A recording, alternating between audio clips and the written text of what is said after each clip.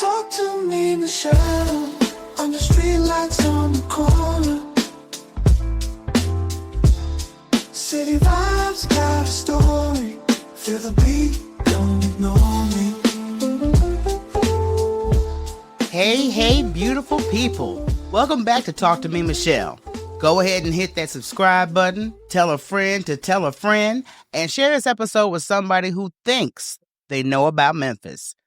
Now listen, no letter of the week today, because this episode right here is personal. It's a special one. I'm sitting down with someone who's been in my life longer than some folks been paying their own bills. My longtime friend, Mark. Me and Mark go way back. Hamilton High School, Memphis, Tennessee.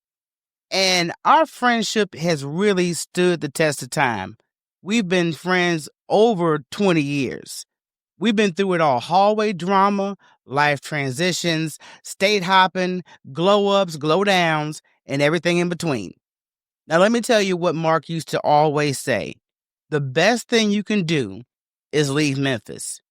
Now, at the time, I was like, excuse me? But now I see it clear as day. So in this episode, we're breaking it down. The Memphis we knew, the Memphis we had to walk away from, and how that city raised us and made us who we are today. Grab your drink, a snack, maybe even a tissue, because we're about to get into it. This one might take you all the way back. And look, don't get in your feelings, get in the comments. Yes, and welcome into my friend, my bro for life, Mark Smith. How you doing, brother? All right, my sister. We go way back. We go way back. Yes. Way back. I promise you, Mark is like the brother from another mother. But we know each other's families. We went through ups and downs, and both out of Memphis, Tennessee. Mm-hmm. Yeah, M-Town, yeah. And I've had some outstanding meals at Club Tanglewood. And let me tell you something. Mark gave us that name because if it wasn't every week or weekend or holiday, we always had gatherings at the house. And we were like, hey, we in the kitchen making the food, got some music going. Just grown folk good times. mm-hmm. And Miss Arnice Tompkins, yes, was a master. And to call her a cook, that's just understatement. She was an artist. She was a food artist. Yeah, yes. And she apparently passed it down to her children. I appreciate that, though. I appreciate that. But I wanted to bring you on here. And first, let's go back to high school. When we were high school homies, okay? It was just a vibe at Hamilton High School. Mm-hmm. And what do you remember most about Hamilton High? Wow, Hamilton High School was basically, let's say geographically, was about 900 steps from my house. So I grew up in that community, South Memphis. Most people who went to school in my area, they went to Dunn Elementary, which was up the road, maybe not even a full mile from Hamilton High School. And then you go to Hamilton Junior High, where we used to hang out, and then from there to the high school. And so as a kid growing up, Hamilton High School was always kind of like the beacon. It was not a beacon for excellence, right? Yes. Because my fourth grade elementary fourth grade teacher, her brother was the principal of Hamilton High School, Oliver Johnson. Her name was Elaine Campbell. Her brother, and she used to always, even when I was in elementary school, I would hear, she would talk about what's going on at Hamilton High School. I remember they did a production of The Wiz, and we as a school got a chance to walk from Dunn down to Hamilton to see this production of The Wiz by a drama teacher by name Doris Buchanan. Yes. And years later, Doris Buchanan would be your drama teacher at Hamilton High School. But from an early age, even in elementary school, it was a symbol of excellence Black excellence in our community. And so even with and that's drama. And then you're talking about the band. Ooh. The band, I was a part of the band for 3 years there, and the band was invited to all of most of the HBC homecomings. We're talking about Tennessee State. We even went to Texas Southern University, Bishop College when they were still a college. We would go to Lane College, of course, my alma mater. Yeah, Hamilton was a different vibe. I had come to Hamilton from the East Coast, Mm-hmm, mm-hmm. and I had never experienced something like Hamilton High School. Because first of all, it was all Black folks, Mm-hmm, mm-hmm, all mm-hmm. Black folks, Yep. and it had such a vibe. I mean, just that, I belong, sense of community vibe at Hamilton High School, and definitely cherish high school. That's because that's when we started hanging out. Mm-hmm, mm-hmm, Yeah, mm-hmm. foolish times. Foolish. Foolish times. Do you even remember how we met? And it had to be around drama. Yeah, it had to be. Yeah, right. Yeah, but I know that we started hanging out during drama, because I know that we were in, I think, a couple of plays, but I want to say even before then we were hanging out, but I just can't remember. I'm not gonna we ain't gonna push the memory cell too hard tonight. It's after hours, y'all. We didn't all got off work. I done got a little something in my system, and I'm just like, it's a natural conversation as I'm asking these questions. So Yeah, cool. it's a raw vibe, y'all. So just roll with Mm-hmm. the punches. What was your impression of me back in the day? See the pause, y'all. The pause. No. It was apparent, so me growing up in Memphis, and it was apparent that you had been exposed to things outside of Memphis, right? From the very beginning, I always thought that you were bright. You had that creative piece as well, because I know that, you were doing poetry, I still have, I don't think I showed you a copy of this. The first year that I started teaching, I did a play. It was a sort of a Black history play, and you wrote the script for that play. And we did put it together. I still have that someplace or whatever, but I remember you as a creative person. And then on the turntables, when we would go to your grandma's house on Gaither Parkway, you were only the first and only female that I had seen mix it. Woo!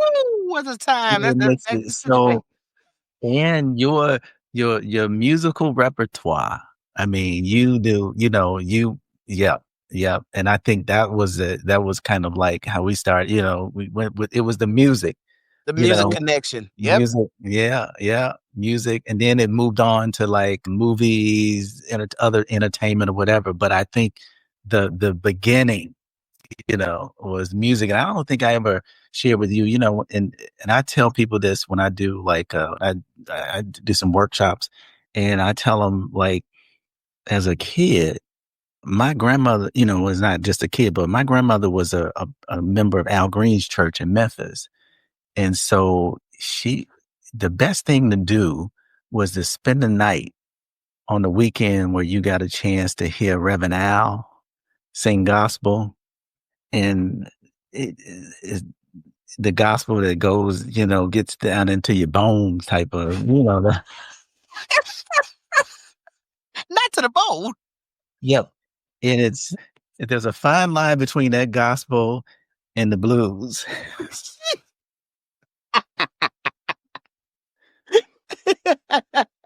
Very fine line. Oh my God. That was my birth. That was the birth of music for me. That was it, Yeah. and somehow, and of course I came up with the 70s R&B and all that kind of stuff, but that was it though. Once that was it. I always thought that was like what everybody else was trying to reach up to. I'm telling you, this is the only man I felt comfortable enough to play one of my favorite songs by War, Spill the Wine. Mm-hmm.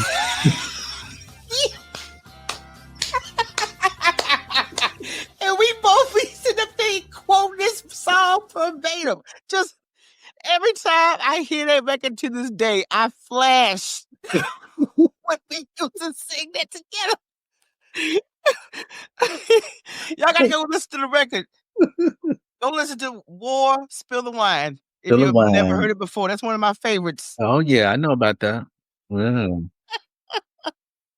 You know, in fact, were you surprised our friendship has lasted this long? I am. I but not really, because even after high school, we still were hanging out. Like when it Mhm. was, whenever even I moved outside of Memphis or whatever. Whenever I visited, that was kind of, you all were like family to me. That would be one of the places that I would definitely. Tanglewood would be one of the def. That That's the Club Tanglewood. would be the destination, right? That's Club Tanglewood because Yeah. you did leave. We'll get into that in a minute, but every time you were in town, that's the street we lived on was Tanglewood, and every time was a good time, and that's when Mark started nicknaming it Club Tanglewood. A club above the rest. Ugly ladies, the parking lot. That's a Memphis thing, y'all. Yes, yeah. Wow, I'm going back. This is nice. Oh my God. So let's get to leaving Memphis because you used to always say the best thing you can do is leave Memphis. Hmm. What made you say that back then? That I had an opportunity to leave, whether it was on vacation or whether it was on a band trip or school trip or something. I'm very fortunate that my mother, her father gave me an opportunity to be able to travel outside of the city before I turned 18. I think that was important, being able to see things outside of the city. And so going and traveling and then coming back to Memphis and then, growing up there and experiencing, thinking that, to me, it felt that it was limiting, right? That the things that I wanted to do, not all of them I could not accomplish all of that just being in the city of Memphis. So that was kind of early. And then I worked in education. And so I started going into the schools as soon as I graduated from college. And I saw sort of the condition of the school system at that time, a school system that I graduated from, like 4 years earlier, and saw how the schools had deteriorated, unfortunately. Yeah. And so so that was going to be that's my career, that's my profession or whatever. And so it's like, it says, okay, well, why don't you stick around hometown and help out? Because this is the thing. I didn't, I did try that, right? Yeah. And so one of the things I ran into was that there was nepotism and in hiring and employment in the school system. And not just with that, in several places, avenues that I tried, there were people who were getting positions, or the promotion things was about a who you know Yeah. versus what you know type of thing. Yep. And so that was a hindrance. But also, if you don't want my services here, then, why stay? And so I think I saw that early on. And then unfortunately, what I saw back then has kind of, and what I thought would happen has come to fruition. The city schools, or they've kind of merged them, city county schools or whatever, are a mess. They've had issues with the superintendents, and this last superintendent they hired, and latest greatest thing. And then I don't even know, I think she finished a year. And so now she's out the door or something. And now she's suing the school district so yeah, I saw that in the fact that a lot of this stuff was going on when we had predominantly Black leaders in the city, Oof. Yes. leading the city. Speak it. Kind of a lesson to me as well, in the fact that, not everyone who has your skin color has the same core values that you have. And that's just what it boils down to. It boils down to core values. And if they just don't have those core values, And that's what leads people to do stuff that they wouldn't normally do, or maybe they would, who knows? But it's just like seeing that years ago. Definitely don't think too much of myself, but I guarantee if I stayed there, I'd made some good, whatever, but I think it wouldn't have stopped. It would have been enough to stop what actually it came to fruition, which is the situation they have today. Yeah. It's Just don't think sad. yeah, it is sad, right? Yeah, it's sad. And but then Hamilton High School, somebody sent me a text. This was some years ago, a few years ago. They said, Hamilton was like somehow classified in the state of Tennessee as one of the most violent high schools in the state of Tennessee. Now you're talking about the same place where we had ambassadors, we had LJDs, we had Oh, the preps. preps, the mega preps. Yeah. Hmm. These organizations were young people coming to school trying to, be better. Be better and mock, not mock, but they were trying to manifest college life, because Yes. all those organizations that you named Yes. were not official fraternities or sororities, but Absolutely. it gave you the affirmation, the hope, like, okay, yeah, this is high school now, and I belong to these organizations. They proudly represent each of their organizations do. But Absolutely. it preps you, I think, for college, Mhm. university life. And I really appreciate that culture, because even though I wasn't a member of any of the organizations and I knew, everybody from every organization, it just Mhm. felt like a mini college type life. It did. You know what I mean? Prepping It you for was, that yeah. type of world. Absolutely, and a lot of people, and but all of that was a connection. Even though one of the things that kind of got me attracted to like this whole college life, especially specifically HBCU, realize to be honest with you, is when we as a band in high school would go and travel and perform at homecoming parades for the different HBCUs, Tennessee State, Lane College, TSU, Texas Southern University. What's another one we used to go up to? I'm trying to think, but I can't. But anyway, once we as teenagers would go on those campuses and stuff, we kind of go, oh, okay, this is nice, this is Mhm. HBCU or whatever. You could see yourself there. Yeah, So that was a great thing, most definitely. How did leaving Memphis change your life? I used to always tell people that when I was back home, even if I would come home on a break or something or come to visit, mainly when I came home from breaks, college breaks, summer, spring breaks, whatever. Come home, I always felt like being in the city. This is personal stuff. Made me less. It decreased my motivation because I was home, I was comfortable. I didn't have to worry about, oh, you don't have anything to eat, whatever. Oh, just go by your sister's house, go by your brother's house, go to your mom, everything was comfortable. I had support, I didn't have to worry about where I'm going to stay, all those kinds of basic needs were taken care of. I Yeah. think it leaves you less ambitious. So I know when I left the city, right, I knew that I'm here. Nobody knows me. I'm away from home. The closest I've lived to Memphis, well, I was in college, but after that, I've never lived closer than 10 hours from Memphis, right?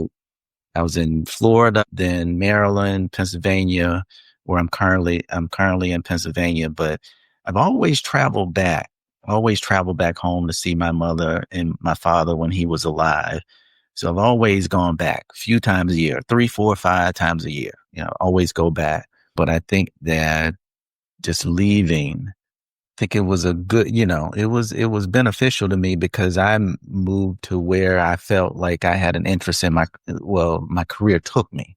Yeah. I think I didn't want, and I tell my kids, I said, don't let, like city limits limit you to whatever opportunities you have. I meet people all the time. I'm from this area. I was born here. I was raised. My parents live around the corner and all this kind of stuff. And, I'll die here. That's all in good. I don't take that from them if they want to be there. But I encourage my own children to go wherever. And I tell my own kids at an early age that they shouldn't even limit the United States limited to the United States. Amen. So that was important for me to take them before they were 18 outside of the United States. I remember taking them to like Europe to kind of so they can get a feel. And this is something that I didn't experience until I was like, an adult in life. But I wanted to give them that opportunity so that it opens up. Like it goes all the way back, or we're talking about goes all the way back to the fact that my parents allowed me to go on and see places outside of the city. And so I feel like the same way I should be doing and people should be doing for their children. Some folks are like, I want to keep my kid around. I don't want to let them go. It's their life, right? And the way I felt coming out of Memphis, I was like, my mom used to tell me, she's like, why don't you come and work for Memphis City Schools and da da da da da da da da. And I was like, it's my life. And so I felt like I had the right to tell her that, just like my kids have the right to tell me that now. It's Yeah. their life. And so you gotta do your thing. Yeah. And that's a great point that you bring up, just not only just what you had to do to leave Memphis and the life you've created for yourself, but just out the country altogether and, expose your girls to that. That's definitely something that's dope. And I encourage everybody that Mm-hmm. can to Mm-hmm. do so. Mm-hmm. I got another one for you. What did people back home think when you moved away? For the most part, most people that I dealt with were encouraging of it. They Okay. encouraged me. They were supportive. And mainly family. And even when I would, even when I would visit and I would visit you, Rocky, and everybody, you always like welcome me in. And it was like a reunion, and we Yes, did our sir. thing. We did our thing. Definite reunion. Yeah. I promise you, every time was something to celebrate and remember. We always leave. There's always a signature we leave on the evening. I promise you. I want to also start asking you because the last time I went to Memphis, unfortunately, was for a family member's funeral, Hmm. and I was thinking about the Memphis we just talked about versus the Memphis now, and like in the '90s, nearly early 2000s, when we were coming up. Do you think Memphis gave Black folks real opportunities back then? Yeah, absolutely, it did. And even trying to get into the history of the city, but Memphis, it was a beacon of progress for African Americans in the South. My parents came to Memphis, and my parents' siblings and things came to Memphis because they wanted better opportunity. They were in Mississippi, right? So they came up to Memphis because that was the place, Bill Street, where people could. And then you had even like the area where your folks lived on Parkway, right? That was the place you had Maxine Smith, who was the secretary in NAACP for the Memphis branch for years, a school board member. Vasco Smith, her husband, was a dentist. And all of the sort of Black leaders lived in that area, whatever. So Stacks records. Stats Records, oh my goodness, right? So you have that history and the legacy of Stacks. You have like the civil rights piece of that, right? And Black people during that time were doing well in Memphis for the considerably, right? To the point where you had even the sanitation workers. That was the thing that, brought Dr. King, of course, to Memphis in 1968 was Black sanitation workers, right? So you had during that time, you think about it, like we're right up, even at still in the civil rights movement, and you have a movement in a southern city where people are trying, or where Black garbage workers are standing up for themselves. Right. Mhm. Yep. So that was the thing. And they had leaders in the city, mostly religious leaders, because you have to understand too, Memphis is a highly religious place. There are a couple of, I think the Christian Methodist Episcopal Church has their headquarters in Memphis. And then of course, the Church of God in Christ have a big sort of imprint in the whole Memphis and Memphis history, whatever. So you had these political and religious leaders who were leading the way in Memphis. You had factories such as Firestone, Kellogg's, and other places that where people, even African Americans were working and they were making good livings. You know, it was during that time when the father could work and the mother could stay at home and they could still, Ooh, yes. the old days, right? Yeah. And So they had that. They had that in Memphis. and that's what I remember because I know being born in Memphis, Mhm. and I just remember, the neighborhoods were like manicured.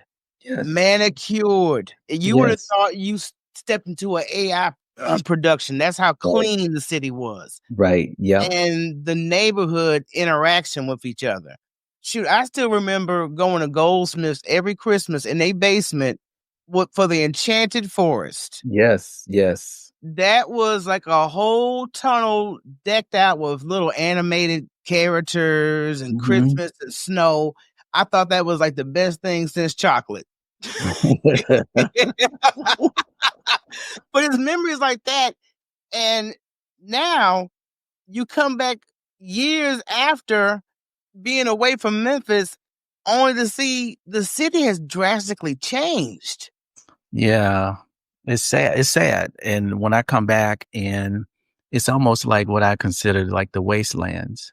And it's my I remember Minister Farrakhan came to the city and he did a lecture there and he called it, I think he called it Memphis, the city of the dead. Yes, You remember that? I remember that. Yeah. Mhm. So I don't, so yeah, I think yeah, I don't remember that Memphis. I think that, in my honest opinion, is that with, I told you about those factories and all that kind of stuff that used to be thriving or whatever, early 80s, they shut down. And so folks lost their jobs. So a lot of those city, and that was like Firestone was like near North Memphis. And so, you know where North Memphis is. And so you had people in Fraser and Raleigh who worked at Firestone. Yeah, And those communities were nice then, right? But exactly. then when those factories shut down, the people started foreclosing on their mortgages and those communities went to what they are now, like the trap. That's the trap play, different Yes, places like that. But I think with yeah, that, but that was just part of it. That was part one. Part B was the introduction or the crack cocaine on the city streets of Memphis. And Memphis has yes. not recovered from that to this very day, July 16th, 2025. I haven't been back there in years, but when I was there, it was almost like a city redeveloped, and it wasn't pretty. It Yeah, was just like the ugly was just everywhere you look. We talked about the jobs shifting out because when the factories closed down, crime increased, education really shot down. Being let me stuff my pocket instead of help the city. Used to have right, potholes. I right. I complained about Houston streets. I said I really should be a veteran in this because when you roll through Memphis streets, them potholes are big, ridiculous, and the city don't fix them. Don't fix Yeah, them. they don't fix them. One of the things I used to kind of brag to other people outside of about Memphis was that we always had nice roads. The streets were always paved. Everybody liked their automobiles in Memphis. I'll tell you that. Yeah. And so it was like we had always had nice roads wherever, no matter what the community you went in. If it was South Memphis, North Memphis, or whatever, the roads were decent. Wasn't like that. When I used to go to Chicago now, then I would notice like the difference, right? But in Memphis, that was never a thing. And when Yeah. you mentioned about police, about the violence or whatever, and in my personal analysis of why some of the crime, it was, like I said, the undereducated population means that people are working in jobs where they may work today or tomorrow, whatever, but they may not. So they'll hop from job to job. But, you know, that's one thing. Undereducated. So frustration deals with a whole bunch of things, and you can talk about the whole poverty thing. But then when there was a mayor there, I think his name was AC Wharton, Yeah. the mayor Yes. and he somehow brokered this agreement that stripped some of the benefits away from public servants, such as fire department people and police people. Police. Hmm. And so after that, people who were veteran, police officers had some, good credentials, whatever. They applied in places like Dallas, Atlanta. They left the city. And so it left the city with, I think, I don't know, I'd be willing to bet that for years, the city has not had enough police officers, function the way they should. Like, for example, you have a school district and they say, well, we need so and so number of teachers. Well, okay, well, we're missing 50 of them. Okay, what we going to do? We got these kids Hmm. need whatever. So with law enforcement, one of the things that I noticed in Memphis when I used to go back from these past 10, 15 years is that when you're on the roads and you never have to worry about getting pulled over.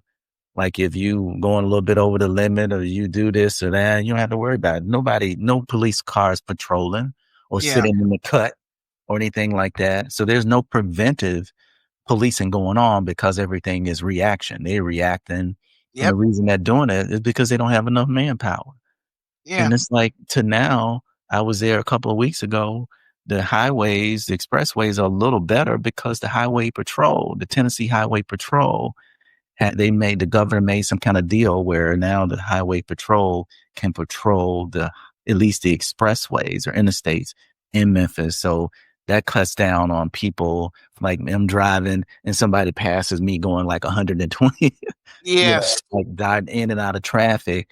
Or you've Mhm. seen those videos where people are doing donuts in the middle of the street and Yes. the police are parked over on the side, that kind of thing. So that I think the manpower issue, it wasn't a thing for them. And but just think about the poverty Oh, yes. that Plenty of poverty. individuals have to live in. And so now with this new big, beautiful bill, they are going to be more kids in the city school system who are without lunch or meals or whatever the school meals provide for them. And then there are going to be fewer people throughout the city, majority white, who will be without health care, their Medicaid or medical assistance.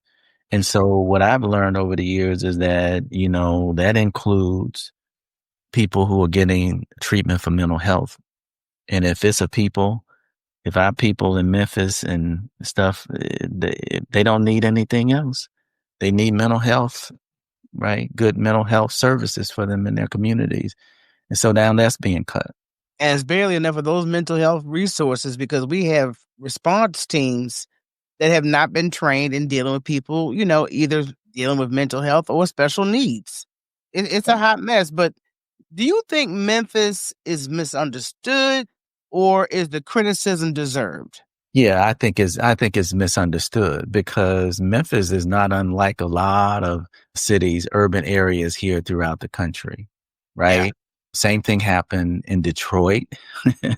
Yeah. And you can point to other places where this was the case. You had the inner city jobs drying up, and at the same time, crack making its way to the streets.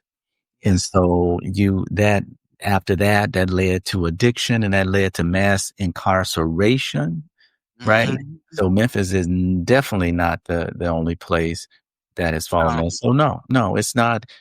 I'm not, and all the comments that I made, it's in loving criticism, but it's what, as I see the truth, because it is my Yeah. hometown. Of course I love it, but I don't care if love or not, you have to tell the truth.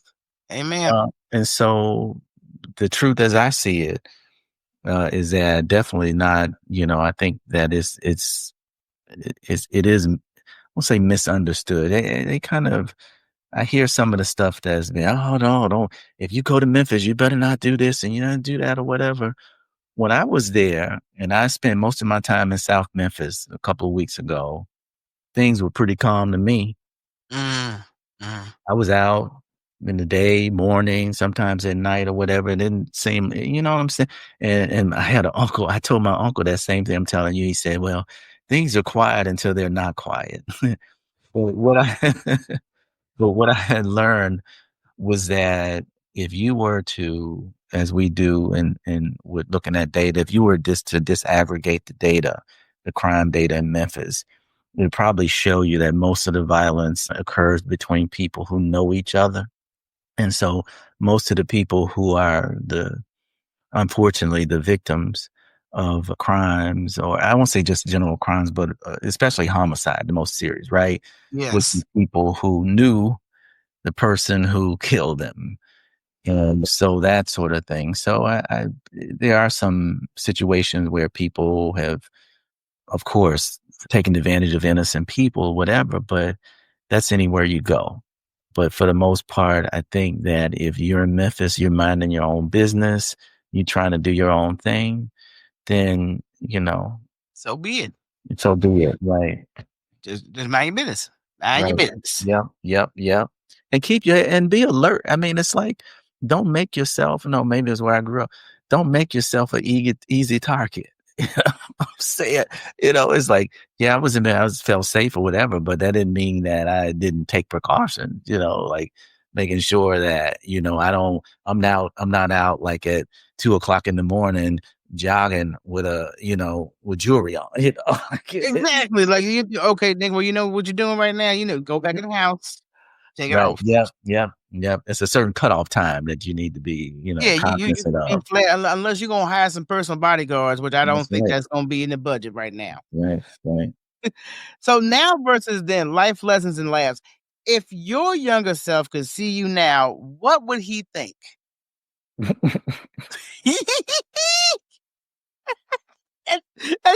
Yeah, wish I could see.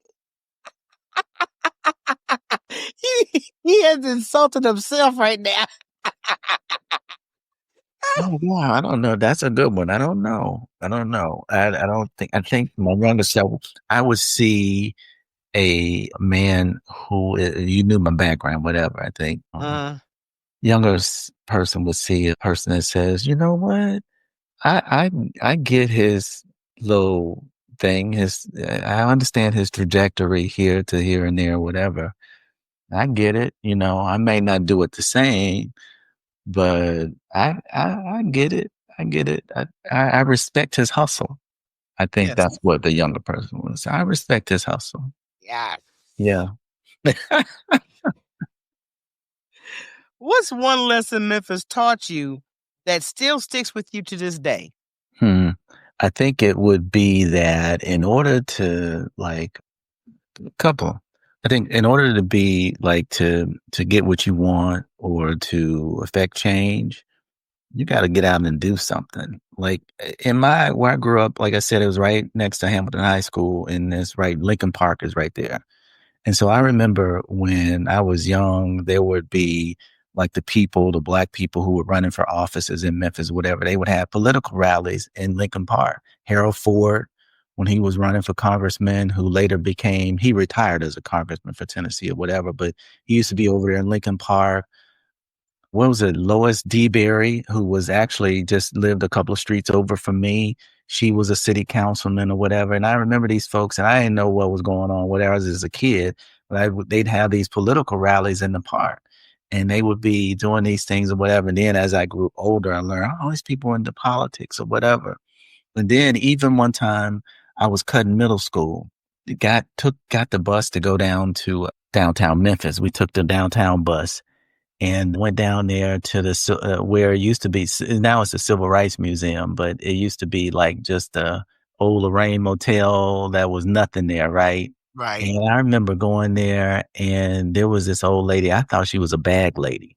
And what is it? I thought she was bad. I was like, who is this lady? She just sitting out here. She's just sitting in the middle of nowhere. She got her little bags. And so I was like, I walked up to her. I was asking, and I introduced myself, whatever. And found out her name was Jacqueline Smith. And she said, yeah. I said, what y'all doing? What you doing? And she said, she protesting. And she protested. She said, yeah, I'm protesting because they want to make this Lorraine Motel. They want to make it a civil rights museum. And I was like, yeah, that's nice. Whatever. She's like, oh, no. She said, I knew Dr. King. I was a friend of Dr. King. When he used to come to Memphis, and visit with Dr. King, whatever. She said he would never want anything like that. Dr. King he would want this place to be a homeless shelter, if anything. Yeah. instead of some sort of tribute. So she says, I'm protest. That's why I'm out here. I'm protesting it or whatever. That was back when I was in middle school. I saw her. I used to go back, every year, you go down to Beale Street or whatever. You happen to venture over that way. She's still out there sitting. Yeah. We took my kids there about 10 years ago, and we went down there, and she was still sitting there protesting, even though, they didn't made it the big civil rights museum or whatever. But say all that to say this, one of the things I learned about the most, I think, and remember, about people there is that Black folks fought for things. They stood up for stuff. They stood up for something. They stood up for what was right. They stood up for stuff, and that's kind of like the legacy that I brought with me from there. And that's not, my own family, yes, but those people there, they stood up for something, even going back to the year you were born, actually, in a year after I was born, where Dr. King was assassinated because these folks were there trying to get folks to stand up for garbage workers.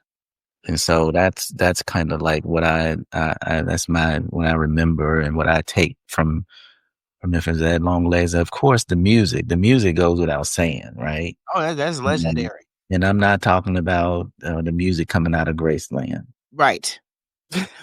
Way more out of Graceland. We got so much roots in music, history in music. I mean, some of everybody that recorded with somebody in Memphis, has Oh recorded yeah. in Memphis.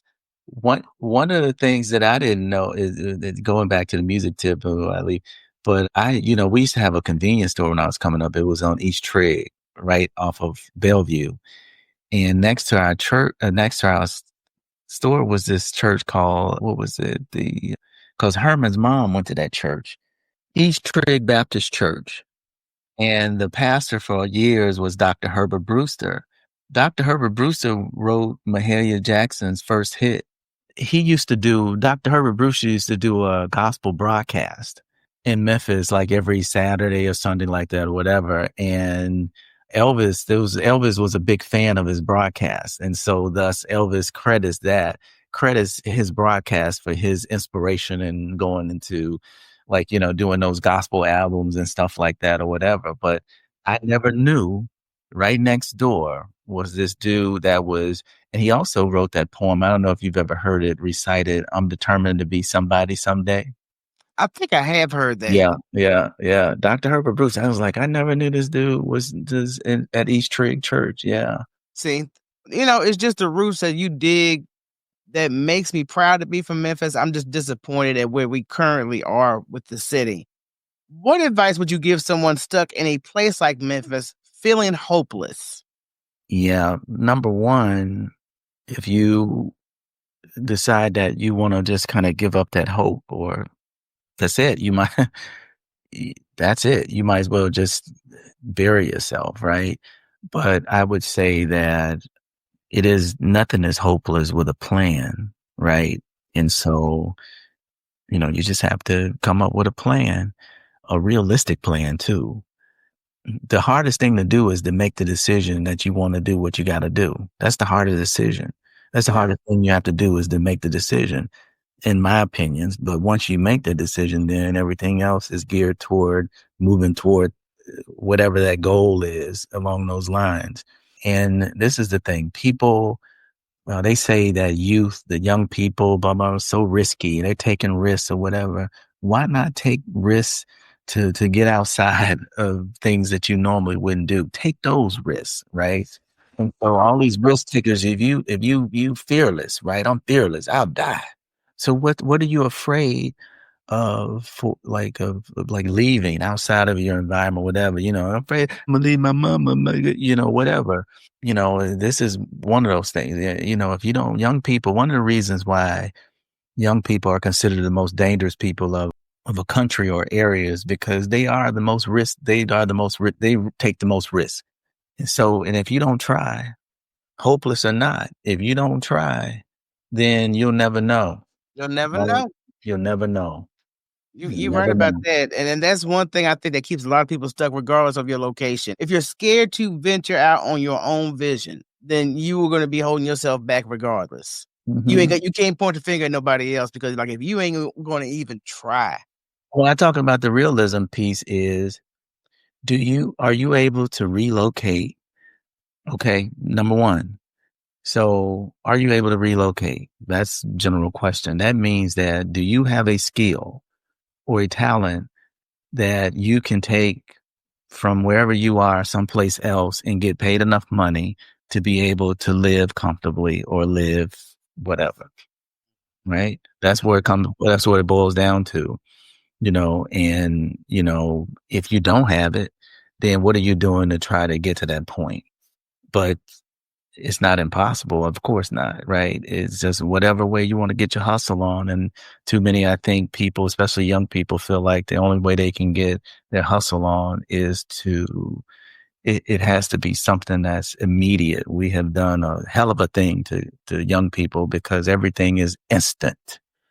You can't even wait a couple of days to get your Amazon product. You got to get it the same day. Right. Yeah. So we have created this impatient generation and generations, and they think everything is supposed to be instant. It's hard work, dedication, patience, right? Those things, it sound like this some in a book or whatever, but that's the way you get to the point. There's no skipping that, No, you right? can't skip that. I mean, and that's what I think, like you said, it's been brainwashed that we're supposed to have it now. And I shouldn't have to do anything to have it now. It's that Mm-hmm, entitled attitude mm-hmm, that mm-hmm. we definitely have, definitely in America, Right. definitely in America. And this is like the worst case scenario. And I'm just like, dude, it's too much. I got a plan. I got to stick with it. Hey, we know a lot of things about Memphis. We may have to follow up with an additional episode later on, depending on how the tides turn when it comes to the city. But I want to thank you again, my homie, my friend, my partner, my M-Town homie. Yes, yes, yes. I always love catching up with Mark. That's 20 years plus of friendship, laughs, and real talk you just heard. And trust me, we could have kept going, but y'all ain't ready for all the stories. If you enjoyed this episode, show a little love and support the podcast at buymeacoffee.com/talk to me, Michelle, because a good conversation deserves a good cup of coffee. Make sure you subscribe, follow, and stay tapped in on all social media at Talk to Me, Michelle. Until next time, protect your peace, sip your tea, and don't let nobody stress you out. I'm out. Peace.